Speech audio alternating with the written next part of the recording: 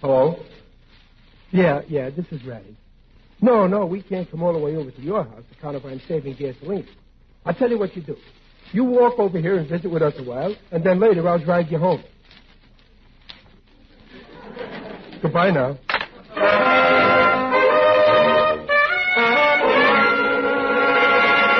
The Life of Riley, a half hour with radio's newest and friendliest family, and starring William Bendix as Riley.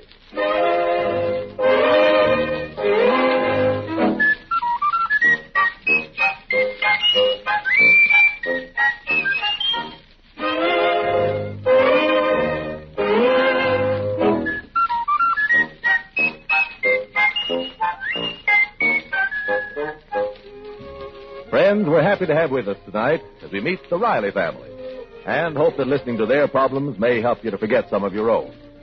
One problem that the Riley family have solved, in common with millions of other American families, is how to best serve in the national war effort. Every week, the Rileys buy war bonds, and they're going to keep on buying war bonds and more war bonds until Johnny comes marching home.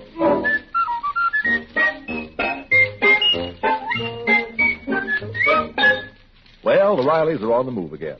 Or, rather, they will be as soon as they can find another place to live. The apartment they've been renting in Los Angeles must be vacated by the end of the week. And while breadwinning father has been hard at work in his defense job, Mom has been out house hunting all day, unsuccessfully. It's 6 o'clock and just about time for dinner. Oh, Junior, I wish you wouldn't do your homework on the dining room table. Did you have homework when you were a little girl? Of course. I bet your teacher didn't pile it on the way mine does.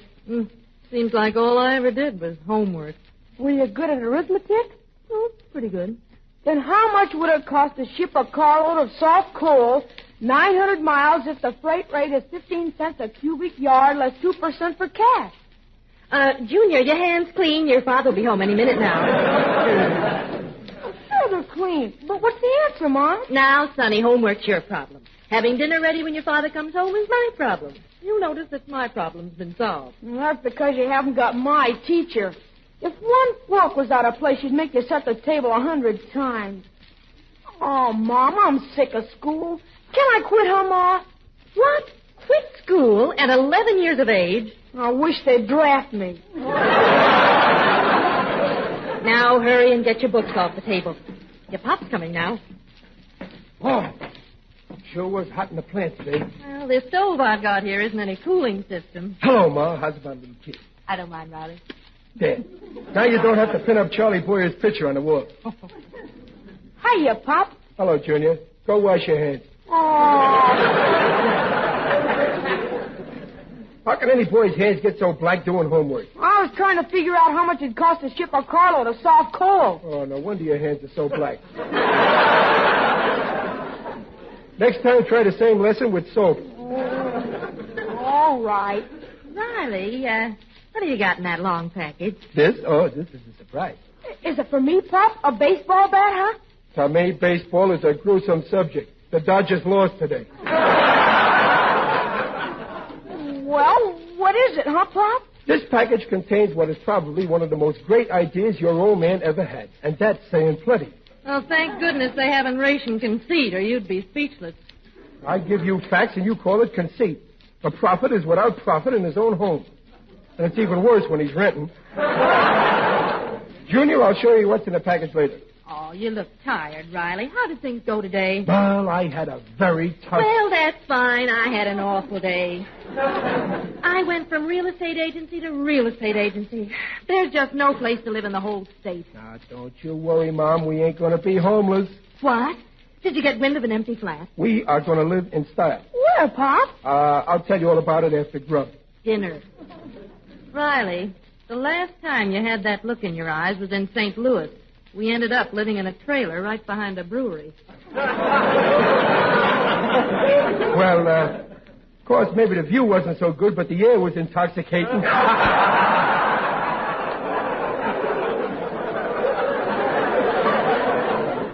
Riley, what have you got up your sleeve? I am not at liberty to divulge details until after we grub at dinner. Well, I'm not in the mood to coax you.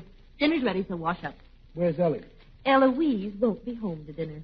She's rehearsing with that corny dramatic class. Oh, I suppose it's going to be late again.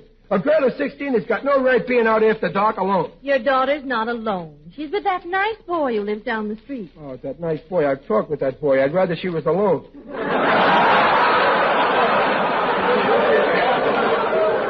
Some boy. 20 years old and smokes. Why, Pop, I heard you say you smoked when you were 12. Yes, but I didn't inhale. I did not smoke. Well, maybe once, but my old man gave me a good licking, and I deserved it. And that's what you'll get if I catch you smoking. Don't worry, Pop. You won't catch me. That's fine. Well, what's about dinner? What's holding it up? You, Riley. At least when you're making a speech on the evil of smoking, take the cigar out of your mouth. As soon as you wash your hands, you can sit down. My hands are clean, but I'll wash them just to set you an example, Julie. Boy, we're sure turning out planes now. We rolled all 6 today. You know, I never seen the bus so crowded like it was tonight. What'd you say, Riley? I said the bus was certainly crowded tonight. 2 old ladies had to stand up all the way home. Why didn't you get up and give them your seat? Well, there was only 1 seat and 2 ladies. I didn't want to create any ill feeling between them. Junior, in spite of what your father says, you should always give your seat to a lady. Okay, but if she's a whack, she's got to race me for it. I'm so hungry, my stomach thinks there's a bottleneck in my throat. What's on the bill of fare, Mom? Not that it matters. I love anything you fix. Oh, that's fine. Except veal loaf. Well, that's what we're having, and a salad. But we had veal last night. I know, but there was so much left, I thought we'd have it again tonight. Hey, Pop, tell a guy, what's in that package? Never mind, Junior. It'll keep, like the veal. Pass that stuff, will you? Oh, stop growling. Working in an airplane plant's no harder than trying to feed this house. I only get so many ration points, you know. Hey, Pop, did they transfer you to the land and gear department like you said they would? Nope. The guys that are running that plant finally gave the bomb sight division a new lease on life. They put me in it. No kidding, Pop. Bomb sight. Gosh, wait till I tell a gang. Bomb sight, isn't that lovely? Just between us, they've got a new sight that's a beauty. From 30,000 feet, they can part Mussolini's hair with a bomb. So I gave it a nickname. It's a blockhead buster. Hey, I just found some veal in this. What'd you do, run short of cereal?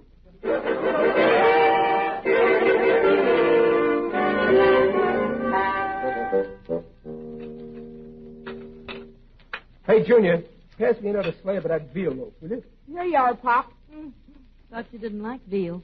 Well, I don't, but if I eat it all tonight, it won't be here tomorrow.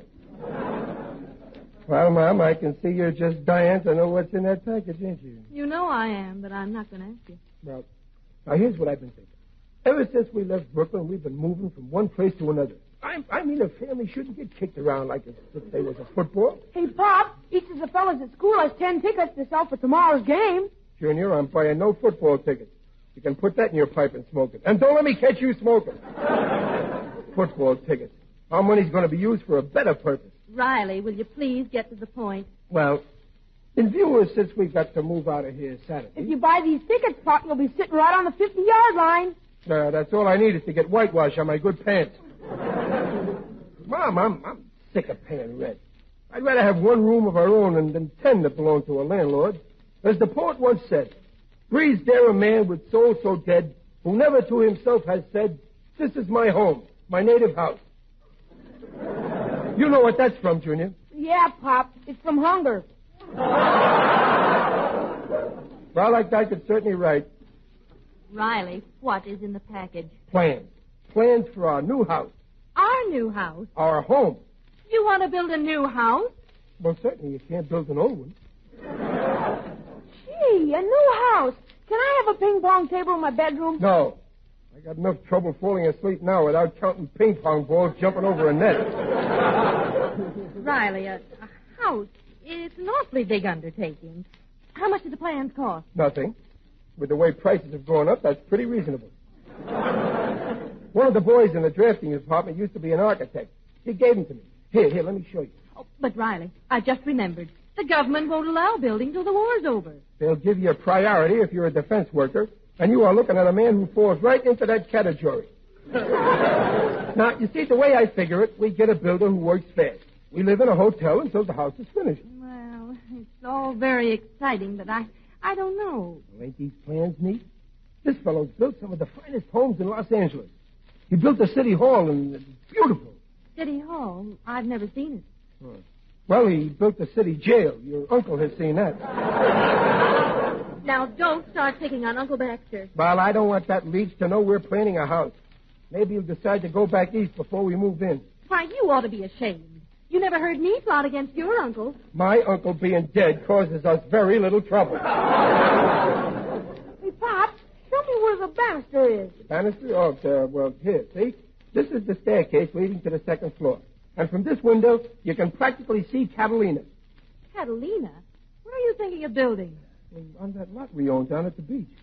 I guess I was a pretty smart guy to snap up that property just before the city condemned it. Riley, you know you can't build on condemned land. But I saw in the paper that the land's been okayed again. You know, uncondemned. It's all politics anyway. Here, look at this living room. The fireplace is over here. It's a real fireplace. Oh, boy, we can roast Wheaties. Sure. I'm going to build a grill in it. Then Mr. and Mrs. Riley and their son and daughter will have a barbecue. If we can get steak. Well, what about Uncle Baxter? Well, we could barbecue him, but I like steak better. Riley, how much will this house cost? But the house can cost a fortune or very little if you know the right angles and get good discounts. How much will it cost? Huh? $6,000. $6,000? Hi, Uncle Baxter. Hello, Junior. Did I hear someone say $6,000? I must be in the wrong house. Yeah, and you've been in the wrong house for the last 2 years. Riley, that is a fine innuendo to make about your own flesh and blood. You're not my flesh and blood.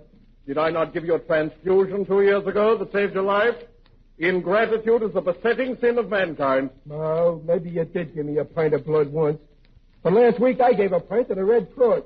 I do not see the connection. I gave him the pint you gave me. So now you're a big man with the Red Cross, and I don't owe you nothing. My dear nephew, I never implied that you did. But since my presence here is apparently resented by the head of the house, I shall leave. In a month or so. Uncle Baxter, you can stay as long as you like. Of course, if it'll make you feel better, you can pay us a little for your board. When you're able to. Well, that is my fondest intention. And I expect to make a desirable connection any day now. Well, I turned down the position of doorman today at Grauman's Chinese. Why? I couldn't see the screen from the sidewalk. All you do is turn down jobs and come back here to eat and sleep. Are you insinuating that I don't bathe?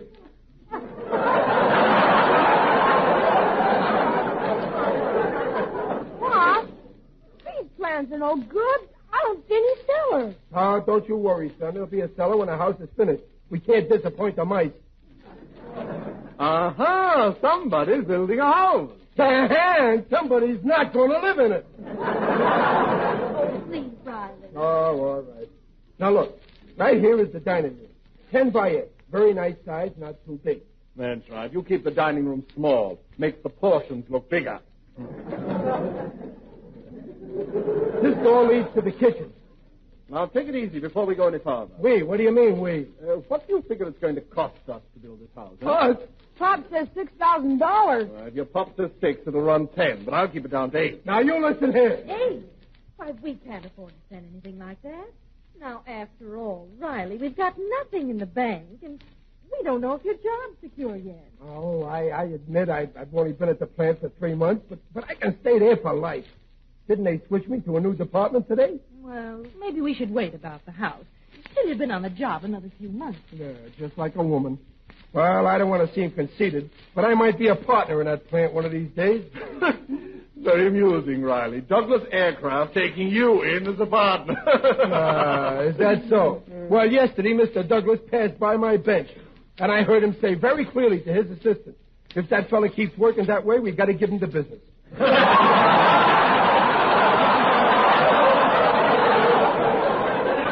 So let's have no more talk about me losing my job. I've decided to build, and that's that. Well, Riley is right. Absolutely right. Do me a favor, Mr. Blood Donor. Stay off my side. Now, here's the back door, Mom, for delivery. none of the stores deliver anymore. Say, Riley, tell me, who's going to do the building? Oh, yes, Riley. You want someone who's very reliable. I got a list of several builders, and I'll decide later on. Now in the kitchen. Operator, give me Crestview 65095. Can't you phone some other time? Riley, be serene. Count your blessings. Hello, Jasper. That's the Turnbull. You very busy tonight? Or breaking in a new pipe, huh? Well, listen, I got some news for you. You're building a house for my nephew by marriage, Riley. Uncle Baxter, who's on that phone? Hold on, Jasper. I'm talking to Jasper Wrangle. He's the best builder in the city, my bosom friend. No friend of yours is going to build my house. Now, Riley, don't cut off your nose to spite me. Not that it isn't a splendid idea. This man's an expert. I don't want to discuss it any further. It's all settled. Fine. Hello, Jasper. It's all settled. Come over right away. I'll meet you downstairs.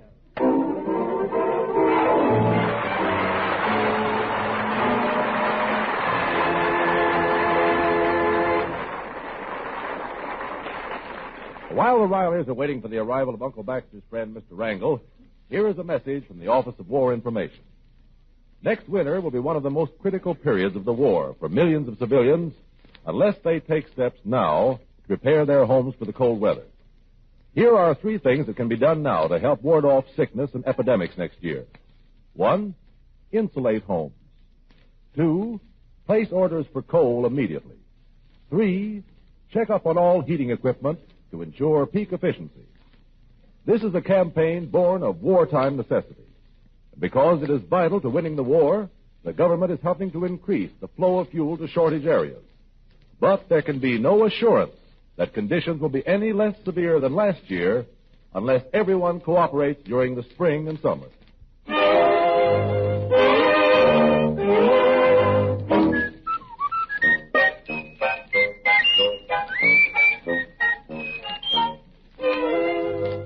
Well, it's an hour since Uncle Baxter has gone downstairs to meet his friend, the builder.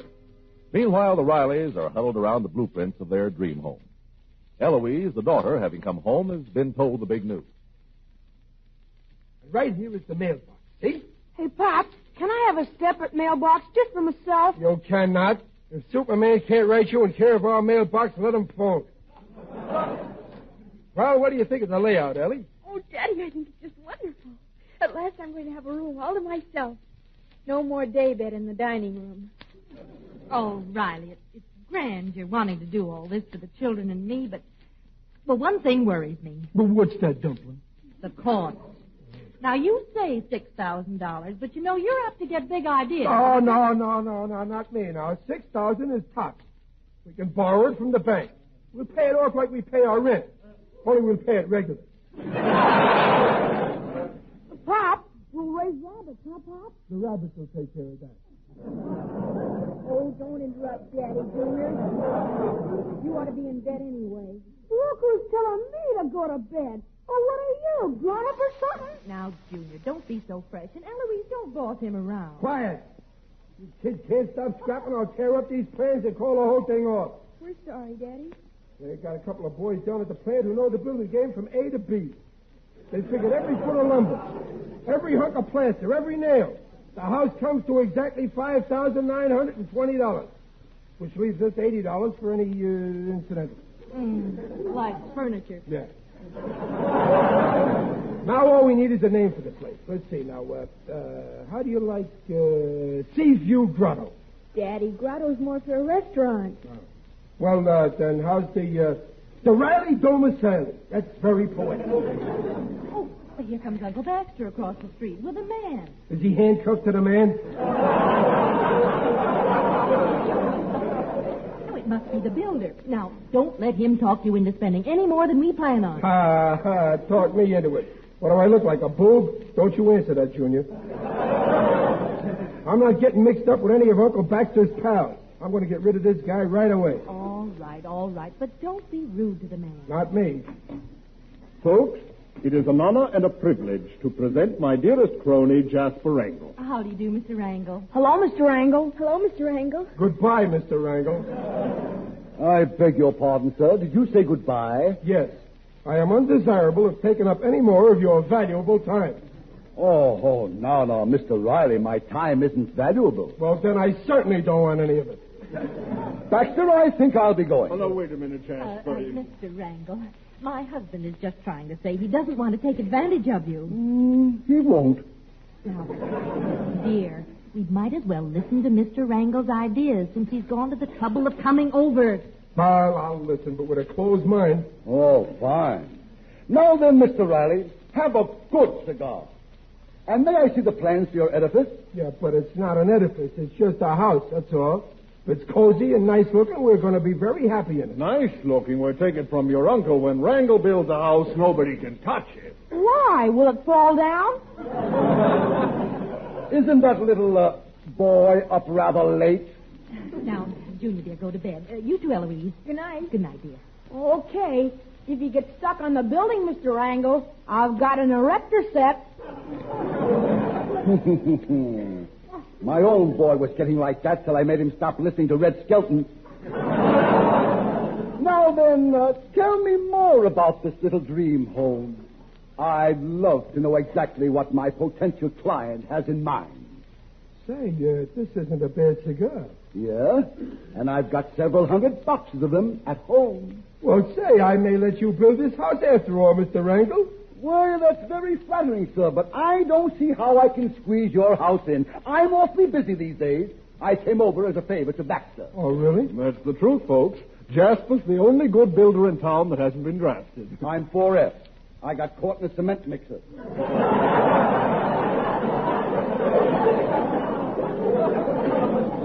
And besides, Jasper builds very fast. Oh, and that's important to us, Mr. Wrangle. We've got to move by Saturday. Well, I can't build that fast. Well, look, Mr. Wrangle, we live in a hotel till you finish the house. You ain't going to let us down now, Mr. Wrangle. You can't, you know. Well, I don't know. For my sake, Jasper. Well, all right, I'll do it. Oh, gee, thanks. Here, sit down here. Now, here's the plans. How do you like them? Great! Perfect! So it didn't take you very long to study them. You must know your business. Exactly. I wouldn't change one detail. Now then, what did you figure on spending? $6,000. That's absolute top. 6,000 will be ample, I'm sure. See, I told you, Mom. And we want the outside to be colonial. Colonial? Yeah, colonial. You're going to look fine in a white wig. Now let's see the downstairs again. Uh-huh. Say, I like this closet. Closet? That's the living room. But this living room is only 11 by 9. I see you in the living room 22 by 18. We must be visiting. We'll make the living room a bit larger. Mr. Wrangle, I don't like to intrude, but if we add any space, doesn't that raise the cost? No, we'll cut down somewhere else. Maybe we can lower the ceiling. That's it. And that'll give us enough margin to put in a swimming pool. Well, the children would love a pool, but can you do that on $6,000? We can try, my dear lady. This is an exceptional case. You're Baxter's family, and I don't expect to make 1 cent of profit on your house. I get it. You just like to stick your hands in a wet cement. Touche, Mr. Riley, touche. I see the plans call for 6 rooms. Yeah. 3 bedrooms, a living room, kitchen, and a dining room. Well, we'll add a rumpus room right here. Now, wait a minute. Oh, Wrangle is right. Riley, you work very hard all day. You deserve some relaxation. Besides, the rumpus room can be used as a guest room, if you need it. Something tells me we're going to need it. Baxter, mark down the rumpus room leading off the gymnasium. Gymnasium? And there'll be a nice view from your gym, Mr. Riley. You'll be able to see your tennis court. My tennis court? Oh, Riley, it sounds wonderful. Yes, sir. When Wrangle builds them, it thrills them. I can see you now, Mr. R. You wake in the morning, 3 sets of tennis on your court, a cool, refreshing swim in your pool, a workout in your gym, breakfast in your magnificent garden. And then I bum a ride to the plant.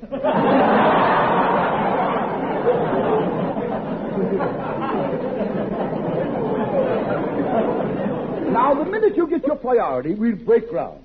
Mrs. Riley, you can well be proud of your husband. This is the smartest $13,000 he ever spent. 13,000? Well, that is $13,000 for anyone else. But for Baxter's sake, I'll Whittle it down to 12.5. Of course, you'll only have 2 rooms. 12.5? I told you I want a 6-room house for $6,000. Sure, but you've got expensive taste. You want swimming pools. You want tennis courts. Who wants swimming pools and tennis courts? All I want is those plans back. I never sent for you in the first place. No. Keep calm, Riley. Uncle Baxter, get this guy out of here and get him to take you with him. Now, Riley, there's no use losing your head. Now, folks, if it's a $6,000 house you want, I can easily do that. You'll beat it. We'll live in a street before you build a house first. I'll get a house with 6 rooms. 3 bedrooms, a living room, kitchen, and a dining room. And no guest room. You hear that, Uncle Baxter? No guest room. Come along, Jasper, and forgive my vehement nephew. Oh, Riley, you ought to be ashamed yelling like that. How do you like that phony builder? We listen to him, we'd be in hock all our life. Riley, what are you doing at that window? Hey, Randall, and another thing.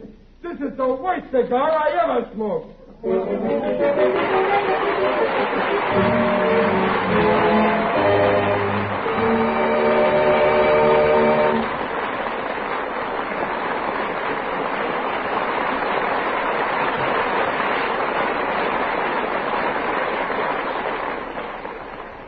Demands for passenger service on railroads and buses will reach new all-time peaks during the late spring, summer, and autumn. If people travel as usual, reserved accommodations may be sold out in advance to persons whose trips are not essential.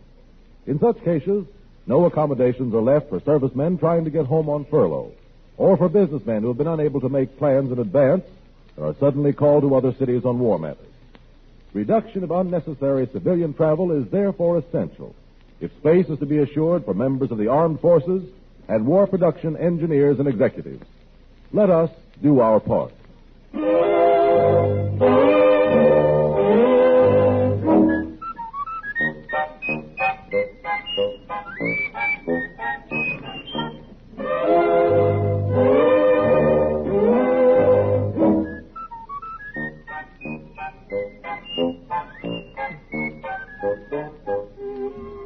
Follow The Life of Riley next week at the same time. William Bendix as Riley appears by arrangement with Hal Roach Studios.